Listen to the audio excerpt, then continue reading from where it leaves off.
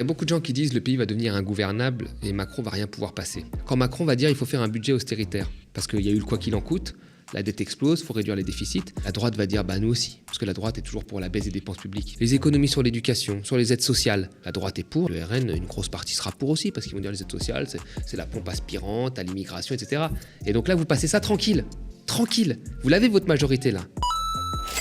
Bonjour tout le monde et bienvenue pour ce nouvel Instant Porcher. Je suis ravie de vous retrouver. Comme chaque semaine, on va avoir des choses à dire, analyser et décrypter avec tous ces discours qui gravitent autour de nous, où parfois on peut s'y perdre. Notre meilleure arme démocratique, c'est de les connaître et de les comprendre. Au programme aujourd'hui, évidemment, le second tour des législatives historiques, c'est l'Instant Porcher.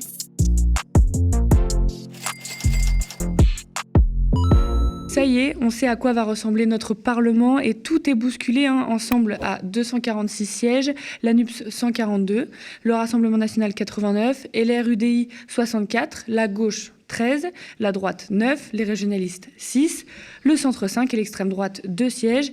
Et on note un fort taux d'abstention à 53,86%. Alors on y reviendra, car ce ne sont pas tout à fait les mêmes qui se sont abstenus. Gros tour de force pour la NUPS, LFI passe de 17 à 72 députés. ELV ont 23 sièges, alors qu'ils n'en avaient aucun. Alors comme vous l'avez vu, la majorité absolue de 289 députés n'est pas atteinte par le parti d'Emmanuel Macron. C'est la première fois depuis la mise en place du quinquennat que le parti présidentiel n'arrive pas à convaincre aux législatives. La NUPS a réussi à s'imposer en première force d'opposition et le duel fut rude. Pour les 61 cas où s'opposait la NUPS au Rassemblement national, seuls 7 candidats ensemble appelaient ouvertement à voter NUPS et 10 candidats disaient qu'aucune voix n'aille au RN. Et la NUPS n'est pas la seule à faire une percée. Le Rassemblement national obtient 89 sièges à l'Assemblée et peut peser très fort. Notamment dans les duels qui opposaient la NUPS à un candidat ensemble, qu'ont fait les LR à ce moment-là et qu'ont fait les RN.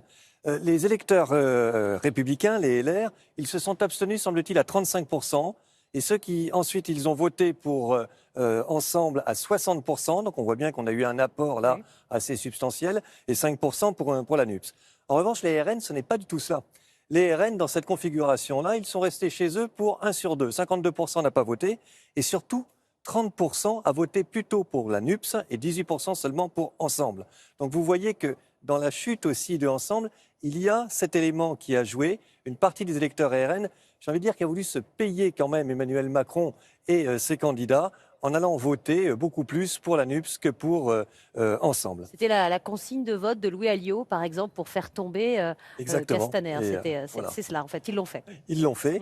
Et puis on a également, quand on était dans des duels NUPS-RN, qu'est-ce qui s'est passé du côté des électeurs d'Ensemble? Alors là, les électeurs d'Ensemble, ils ont refusé ce cas de figure. À 72%, ils sont restés à la maison, ils se sont abstenus.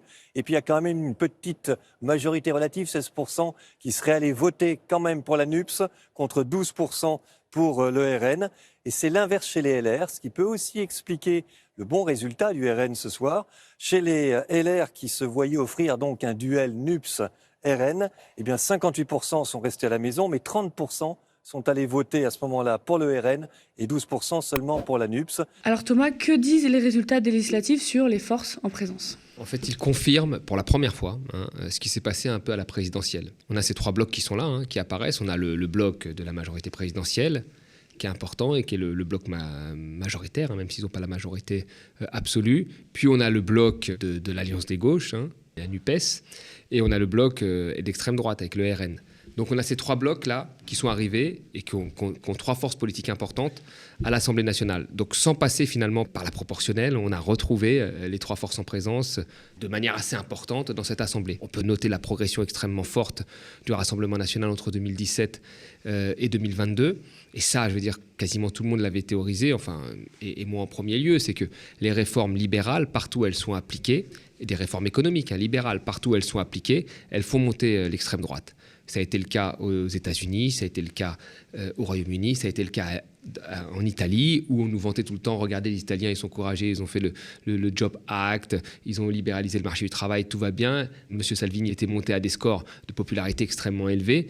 Et là, ça a été pareil, on a eu un quinquennat où on nous dit que Macron n'a rien fait. En fait, c'est faux. Macron, il a fait énormément de choses. Il a baissé la fiscalité sur les très riches, il a passé les lois travail, il a baissé le nombre de fonctionnaires. Il a vraiment mené une politique qui a augmenté les inégalités et donc qui a fait monter l'extrême droite. Et là, on en voit le résultat. La progression la plus forte en termes de députés est celle de l'extrême droite. Et tant qu'on aura un président qui appliquera, on va dire, une économie plutôt libérale, vous avez de l'autre côté les extrêmes, et notamment en premier lieu l'extrême droite, qui monte. Donc là, on a finalement une assemblée qui représente les forces en présence aujourd'hui en France, qui sont divisées en 3 blocs. Tu le dis un peu, mais beaucoup hier saluaient la mise en place d'un régime parlementaire. Est-ce qu'on doit s'en réjouir quand on voit l'énorme place du RN dans ce Parlement, en termes de lois après qui vont être votées? Moi, je pense que c'est absolument pas bon pour la démocratie quand vous avez quelqu'un qui va toujours au deuxième tour, enfin qui a été en 2007 au deuxième tour et qui se retrouve sans groupe à l'Assemblée. Alors, ça ne veut pas dire que tout se passe à l'Assemblée. On a bien vu Marine Le Pen, elle a quasiment été absente. Enfin, on ne la voyait pas du tout à l'Assemblée. Je ne parle pas en termes de présence, mais elle n'avait pas de groupe, etc. Et ça ne l'a pas empêché de faire des très bons scores aux européennes et de faire un très bon score à la présidentielle. Donc, tout ne se passe pas à l'Assemblée. Mais quand on fait 35% des voix, comme c'était le cas en 2017, on doit normalement avoir un certain nombre de députés. Tout le monde parlait de la proportionnelle. Là, finalement, elle a quelque part eu lieu, cette proportionnelle.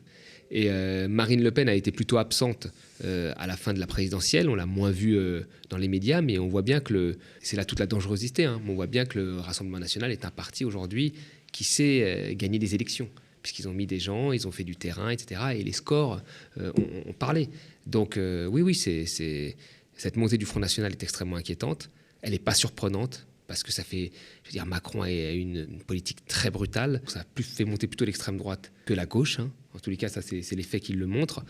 Et donc voilà, et Macron a toujours voulu se retrouver face à l'extrême droite pour pouvoir faire le barrage républicain et gagner. C'était aussi sa stratégie. Donc il a joué avec le feu, on en paie les conséquences aujourd'hui. Et le seul responsable de ça, c'est Macron. Moi, j'ai tout le temps dit que Macron, c'est le premier carburant du Rassemblement national. Et là, c'est démontré par les faits. On va revenir à la NUPS, du coup, qui fait aussi une grosse percée. Oui. C'est quoi les défis et les risques pour l'union des gauches à partir de maintenant?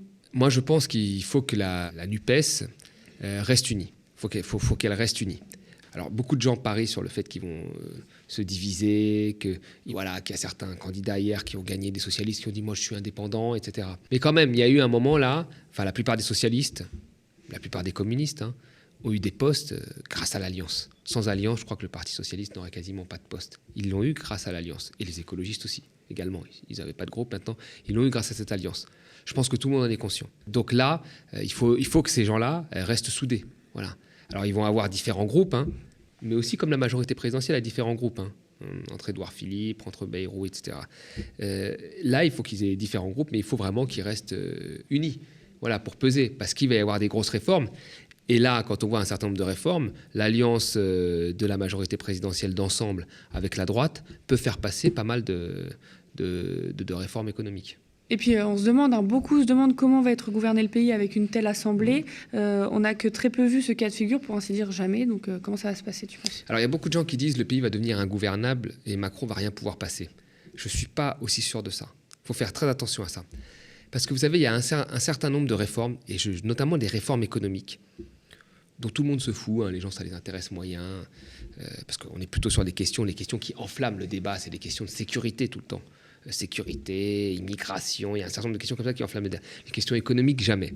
Donc quand Macron va dire « moi je veux la retraite à 65 ans », est-ce que la droite va s'opposer à ça? Elle va dire « ah ben non, nous on la veut à 67 ans ou 70 ans, je ne sais quoi d'autre, mais ça va dans le bon sens, donc on va voter ». Voilà. Quand Macron va dire « il faut faire un budget austéritaire », parce qu'il y a eu le quoi qu'il en coûte, la dette explose, il faut réduire les déficits, je propose un budget austéritaire fort. La droite va dire, nous aussi, parce que la droite est toujours pour la baisse des dépenses publiques. Quand Macron va dire, je supprime, tant de postes de fonctionnaires, je fais des économies sur tel service public. La droite ne va pas s'y opposer. Elle va dire, il ne va pas assez loin. Il ne va pas assez loin. Nous, dans notre programme, on voulait supprimer 150 000 postes de fonctionnaires. Ils vont dire ça. Macron veut en supprimer que 120 000. Oh bon, c'est pas grave, mais on va quand même voter, ça va dans le bon sens. Puis là, il y a peut-être même le RN qui va voter pour ça. Parce que le RN, sur l'économie, c'est assez proche de Macron. Donc là, sur des réformes clés, alors la réforme des retraites, il peut mettre des gens dans la rue, c'est ça le problème. Mais sur d'autres réformes, c'est-à-dire les premiers budgets votés, budget austéritaire, la réduction du poste de fonctionnaire, les économies sur l'éducation, sur les aides sociales. Vous faites des économies sur les aides sociales, moi je suis persuadé que la droite est pour et que le RN, une grosse partie sera pour aussi, parce qu'ils vont dire les aides sociales, c'est la pompe aspirante à l'immigration, etc. Et donc là, vous passez ça tranquille. Vous l'avez votre majorité là. Et Macron, c'est ça qui l'intéresse au départ. Et puis après, ça va se disputer un petit peu sur une histoire, un fait divers. Ah oui, il faut plus de sécurité, Macron n'est pas ferme, parce que là, on joue sur 2027. Mais sur les mesures importantes de l'économie, il y en a plein qui vont passer. Et avec l'extrême droite. Donc Macron n'est pas si isolé qu'on le pense dans les réformes qu'il doit faire. Et en fait, ce qu'il importe, lui, Macron, c'est quoi? C'est que là, on a besoin de toucher un peu d'argent du plan de relance européen. D'accord? On a besoin de ne pas trop se faire taper sur les mains par l'Allemagne en Europe. Et l'échange, c'est quoi? Ça a toujours été le cas, hein, partout. C'est de montrer qu'on fait des réformes structurelles, des réformes économiques. On économise un peu sur l'hôpital, on économise un peu sur l'éducation. Bien sûr, on joue sur les mots comme Macron le fait. C'est-à-dire que, vous savez, en fait, les dépenses doivent augmenter chaque année en fonction de la population, en fonction de l'inflation. Et là, on va moins les augmenter. On va dire, mais si on les augmente, mais on les augmente moins que l'inflation, moins que la population. C'est-à-dire que par tête, ça diminue. Mais on va dire, oui, on va les augmenter. Et là, vous allez avoir la droite, l'extrême droite, qui va dire aucun problème. Donc, moi, je pense qu'il a sa majorité. Donc, il ne faut pas dire que le pays va être si ingouvernable que ça. Ça va crier, on va tous se montrer parce qu'il faut passer à la télé, etc. Et puis, si tu fais un petit clash, tu passes à la télé et tu es content. Mais sur le fond, les réformes vont continuer. Est-ce que c'est tenable, du coup, pour Emmanuel Macron et Elisabeth Borne? Est-ce qu'ils peuvent se permettre la dissolution vu des scores extrêmement serrés, hein? On l'a vu, Elisabeth Borne, elle a gagné à 1 ou 2% d'écart dans sa circonscription dans le Calvados. Est-ce que voilà, c'est tenable pour eux? Est-ce qu'ils peuvent risquer... Je répète un peu ce que je dis dans la question précédente. C'est-à-dire que là, si Macron il arrive à passer ses réformes qui lui tiennent à cœur, c'est-à-dire la réforme des retraites et des budgets un peu plus équilibrés, parce que c'est ça en fait qui lui tient à cœur au fond. Je veux dire, Macron, il a fait sa campagne de 2017 quand même sur l'économie. Il n'y a pas de souci. Sur le reste, voilà, ça va un peu crier, c'est le jeu. Lui, il va laisser la basse-cour crier, puis il prendra le 20h pour expliquer qu'il a changé, qu'il a tenu, que c'est faux. Mais les autres réformes passeront et donc voilà, tout ira bien. Donc ça, c'est la première des choses, vraiment. Donc, pourquoi il prendrait le risque de dissoudre l'Assemblée? Alors si ça devient intenable, peut-être il va le faire, mais pourquoi il prendrait ce risque-là? Parce que là, il pourrait perdre encore plus gros, hein, parce qu'au fur et à mesure où ça avance, finalement, c'est pas bon pour lui. Hein. On voit qu'il y a une forme de détestation qui monte, des grandes têtes de la Macronie sont tombées. Et après, sur Elisabeth Borne, est-ce qu'il va changer Elisabeth Borne? Alors là, il y a un peu de la psychologie. Je ne connais pas Emmanuel Macron, mais je l'observe depuis ce quinquennat, même avant le quinquennat, parce que j'avais écrit un bouquin là-dessus, enfin plutôt sur sa pensée économique. Mais je ne le vois pas céder. Je ne le vois pas. C'est pas son genre. Dire là, ah bah j'ai compris, je change, Elisabeth, ce ne sera pas maintenant. Je ne pense pas. Alors peut-être je me trompe, hein, peut-être je me trompe. Mais bon, là, ce serait vraiment un aveu d'échec. C'est-à-dire qu'il n'a pas la majorité absolue, plus il change sa première ministre. Pour moi, ce serait un aveu d'échec trop fort. Là, il va devoir changer les gens du gouvernement. Peut-être qu'il va les draguer des gens de droite, plutôt, hein, pour montrer que voilà, il y a des liens possibles, mais peut-être même pas non plus. Hein, mais bon, peut-être qu'à terme, il remplacera Elisabeth Borne par quelqu'un comme Bruno Le Maire, qui peut faire la jonction entre LREM et la droite, peut-être aussi. Mais sur le moment, dire « je retire Elisabeth Borne tout de suite », ça veut dire que ça montre qu'il est affaibli. Et je ne le vois pas, Emmanuel Macron, ce qu'il nous a montrer à ce point qu'il est affaibli. Non, il va la garder pour dire « je la garde ». Et puis, le rôle du Premier ministre chez Emmanuel Macron, c'est pas grand-chose en réalité. C'est ça son Premier ministre. C'est tous décident à l'Élysée. Il a toujours pris des Premiers ministres qui étaient peu connus du grand public. C'est lui qui les a faits en réalité. Édouard Philippe et M. Castex ont été faits par Macron. Donc là, il prend Elisabeth Borne, c'est une femme. Alors peut-être qu'il a dans son pari, il s'était dit une femme de gauche. Donc ça va calmer un petit peu les gens de gauche, mais visiblement, il ne sait pas trop ce que c'est d'être de gauche, parce qu'elle avait voté quand même des réformes dures dans l'assurance chômage. Mais je ne le vois pas changer comme ça. Donc moi, je pense qu'il va y avoir un remaniement à l'intérieur avec ceux qui ont perdu, peut-être quelques secrétariats au ministère en plus, qu'il n'y a pas eu, mais je ne vois pas tout de suite le remaniement. Mais à terme, il est possible, et moi je pense que là, il mettra quelqu'un comme Bruno Le Maire qui peut bien faire la jonction entre la droite et LREM, avec un positionnement en plus économique très bon et aligné à celui de Macron. Donc là, ça plaira à tout le monde. Hein. Là, il n'y a pas de souci. Mais pas maintenant, je ne pense pas. Alors dans tout ça, il y a un homme, Jean-Luc Mélenchon, qui ne va pas devenir Premier ministre parce qu'ils n'ont pas eu la majorité absolue. Qu'est-ce qu'il va devenir? Alors, je pense que Jean-Luc Mélenchon, ça a été tellement haut. Enfin, c'est vrai que ça a été loin, là. C'est-à-dire que il a fait 3 présidentielles, chaque fois il a fait plus. Tout le monde s'est dit qu'après 2017, une grosse partie des gens ont dit qu'il n'arriverait pas à refaire l'exploit, il a été encore plus loin. Puis là, il a réussi sur les législatives, à quand même transformer ces législatives en un 3e tour. C'est quand même impressionnant. Donc Mélenchon, dans le paysage de la gauche française, je pense qu'il est inscrit comme un référent pour de très longues années. Un petit peu comme Lula au Brésil. Ou peut-être Bernie Sanders aux États-Unis. C'est-à-dire que ça va être un pilier, un espèce de sage comme ça, et personne ne pourra le critiquer. Ça, je pense que ça va être très difficile. Même des gens du PS, on ne pourra plus le critiquer comme il a été critiqué par la présidentielle. Parce que tous aujourd'hui, lui doivent leur poste. Donc Mélenchon va devenir comme ça un personnage qui va planer au-dessus de la gauche, et on sera content, quand on se présente dans les prochaines présidentielles, d'avoir l'aval de Mélenchon que l'on mettra à côté, etc. Moi, je suis persuadé que ça va devenir ça. Après, voilà, là, il est essentiel dans l'alliance, c'est-à-dire que c'est lui qui incarne quand même toute cette alliance. Donc, je pense que sur les prochains mois, un an, on n'arrive pas à identifier, mais au moins pendant un an, c'est lui qui va être un peu chapeauter ça, etc. Et puis après, se posera quand même une autre question, parce que comme il ne se présente pas à la prochaine présidentielle, et que la politique a horreur du vide, et que les hommes politiques et les femmes politiques sont ce qu'elles sont, c'est-à-dire qu'elles voient souvent le prochain coup, je pense qu'à partir de 2023-2024, il y a beaucoup de gens qui vont se positionner pour 2027. Mais ça va être pareil chez Ensemble. C'est-à-dire que là, Macron ne va pas pouvoir se représenter et ils vont se positionner. Et après, se pose la question du passage de relais de grands hommes politiques comme ça. C'est très difficile de passer derrière un Mélenchon, comme ça doit être très difficile de passer derrière un Macron en réalité. Donc là, il y a le passage de relais où il y a, après moi, le déluge. Non, mais c'est vrai, là, il y a des questions. Donc, soit on passe le relais, soit on se dit, je passe pas le relais et on verra. Donc, ça, c'est des vraies questions qui vont se poser. Mais Mélenchon incarnera tout le temps, moi, je pense, dans le paysage d'une gauche vraiment de gauche, hein, pas d'une gauche vendue au centre, comme l'incarnation de quelqu'un qui a réussi à faire une très bonne campagne et qui devra valider un peu les décisions, mais un personnage important quand on se présentera dans des élections. Ça, c'est sûr, j'en suis persuadé. Et tu vois qui alors pour lui succéder ? Mais quand vous avez quelqu'un qui a un tel poids, c'est ce que j'ai dit, c'est très difficile de voir. Après, il y a des talents qui sont montés et que là, on connaît bien maintenant à la LFI. Mais je vois aussi, moi, des gens qui vont du côté d'Europe Écologie Les Verts se dire pourquoi pas moi. J'ai pas de souci. Je pense qu'aujourd'hui, même ceux qui restent du PS, que je ne porte pas forcément dans mon cœur pour ce qu'ils ont pu faire avant, je les vois plus se vendre à Macron. Je pense que ça y est, ils ont compris. C'est fini. C'est-à-dire que ils pourront plus dire cette réforme c'est pas mal, faut supprimer 100 000 postes de fonctionnaires, c'est bien. Enfin, ça ils l'ont fait avant déjà. Ils ont fait la loi travail, ils ont fait tous ces trucs là et le CIC, ils ont fait plein de trucs dégueulasses avant. Mais là ils le feront plus. Là je pense qu'ils le feront plus. Donc je pense que sur les votes, ils vont être assez uniformes en fait.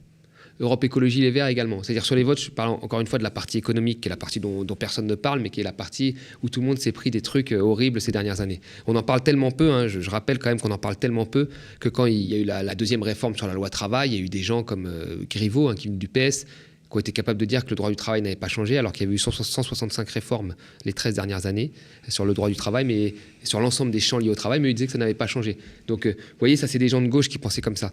Mais là, je pense qu'ils vont être assez uniformes sur le fond, mais à un moment, on va se poser quand même la question de 2017. Et ces gens-là ont ça en ligne de mire. Non, 2027. Ils ont ça en ligne de mire.